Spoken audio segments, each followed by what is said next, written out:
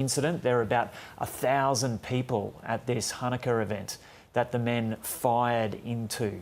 Police believe there was possibly a third person involved. We've heard from some of the witnesses over the last couple of hours that they were frustrated with the speed of the response. Police are adamant they responded quickly and professionally. There was mention there that only several years ago the Bondi Junction stabbing attack happened and that police and emergency services had learned lessons from that. Police are still investigating the possibility that there are improvised explosive devices on Campbell Parade at Bondi. Joe, we also then heard from the Prime Minister, who has convened a meeting of the National Security Committee of Cabinet. This is a committee of 9 senior ministers who received briefings from all manner of security agencies. The Prime Minister called it a devastating terrorist incident. He said it was a targeted attack on Jewish Australians and an act of evil anti-Semitism, calling it a terrorist incident. He said there's no place for this hate, violence and terrorism. And he said, let me be clear, we will eradicate it amidst this vile act of violence. And amidst this vile act of violence and hate will emerge a moment of national unity where Australians across the board will embrace their fellow Australians. We heard from ASIO there as well, who are looking at the identities of the attackers. We already know the identity of one of them, thanks to investigative reporter Sean Rubenstein-Dunlop with the ABC. He's been able to confirm from a senior law enforcement official that one of the gunmen was Naveed Akram from Bonnyrigg in Sydney's southwest. The official, speaking on the condition of anonymity, said that that gunman's home in Bonnyrigg was being raided by police. We also heard from ASIO about the terrorist threat. It remains at probable, and we're not expecting at this stage for that to change. And the Prime Minister was also asked there about Gillian Siegel's report on anti-Semitism. She's the anti-Semitism envoy. The Prime Minister, Anthony Albanese, said he's continuing to work on those recommendations that she made. He specifically mentioned there one of the requests, which was for additional funding of security. And I might just quickly mention, Joe, that the anti-Semitism envoy, Gillian Siegel, has made a statement as well tonight while those press conferences were happening. I won't read you the whole thing, but just a couple of key lines. She said, "This did not come without warning." She said, "In Australia, it began on 9th October 2023 at the Sydney Opera House. We then watched a march across the Sydney Harbour Bridge, waving terrorist flags and glorifying extremist leaders. Now, death has reached Bondi Beach." She says, "To ordinary Australians, this moment demands clarity, and what once seemed distant or uncomfortable can no longer be ignored." Gillian Siegel then saying, "Australia responded decisively after Port Arthur in 1996. This moment requires the same action, and the words are no longer enough." So a lot of information there on this mass fatality event. At least 12 people killed at Bondi Beach just a matter of hours ago, just before sunset at a first night of Hanukkah event.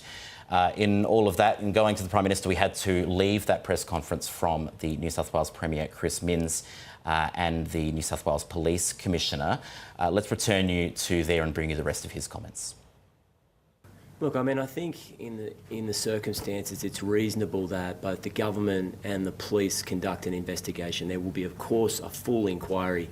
But when you're looking at several hours after this horrifying event, it's important that police focus on community safety right now and ensuring that the immediate vicinity is locked down, that the public, those who've been injured, are transported to hospital, and that there's not an immediate ongoing threat. There'll be plenty of times for a thorough investigation, and I can assure the public that that will take place. But we need to let the police do their job tonight. Is there any intelligence shared from the Australian Federal Police? I'm not going to get into that. Is there any information to the motive of the offenders beyond it being a terrorist incident? No, I mean, the fact that it was the first day of Hanukkah, that there were Jewish families celebrating as a community in Bondi. It's shocking and terrible and self-evidently a terrorist act. The police operation is still continuing around Bondi, obviously. I mean, it is getting late for some people. Will schools be open in that area tomorrow? Practically, what should people be thinking about tomorrow? Still staying home, staying out of that area. What is the advice for people? My understanding is that private schools are closed tomorrow. The end of the year has already begun for many of the private schools, particularly in Sydney's eastern suburbs. For the government schools, the Secretary Murat DISDA is looking at options for those communities. We'll communicate that as soon as possible. If you're a parent, particularly in that community, please look at your school social media account in the morning to work out whether schooling's going ahead or not. Police, it's obviously an ongoing situation. Police need to provide security, but if we can put in place a situation where there's not many sites, then that'd be a good thing tomorrow morning. Mr. Minns, you've spoken about the bravery on the beach tonight. What are your thoughts on, there's a video of a member of the public wrestling one of the guns off one of the defenders? I think it's the most unbelievable scene I've ever seen. A man walking up to a gunman who had fired on the community and single-handedly disarming him, putting his own life at risk to save the lives of countless other people. That man is a genuine hero, and I've got no doubt that there are many, many people alive tonight as a result of his bravery. Can you please confirm, is the man whose Bondi Beach home is being raided, is he the person who is deceased? I won't confirm that at the moment. All I'll say is that we're aware there is a social media post. I'd have to ask for people to remain calm at the moment. And I understand that there's 3 people clearly visible in one of the videos. Is that third person the one that you are still trying to locate? What I've said is we have confirmed there were definitely 2 offenders. We are investigating now to identify whether there was a third offender. Often in these sort of situations, a lot of things happen at once. You can imagine the chaos that was down there, the fear that were in members of the public there. We need to make sure that we get this information right. The fact that we've taken a positive step by declaring it as a terrorist event, providing special powers for investigations, shows how serious we are about making sure we investigate this thoroughly. So worried still, the Commissioner, is there potentially a third gunman on the run? Well, I think what I've said at the moment is we have confirmed 2, but I think the community should be very assured that the police are so thorough in New South Wales. We want to make sure that if there is any threat, we are aware of it and we take action to prevent. We'll take a couple more. The police obviously have Can to you get tell on. us about the victims in terms of age, gender, anything like that, about the 12? No, sorry, I was asked that one earlier. It's too early at this stage to provide those details. Premier, police resources outside of the Bondi area have been put into this.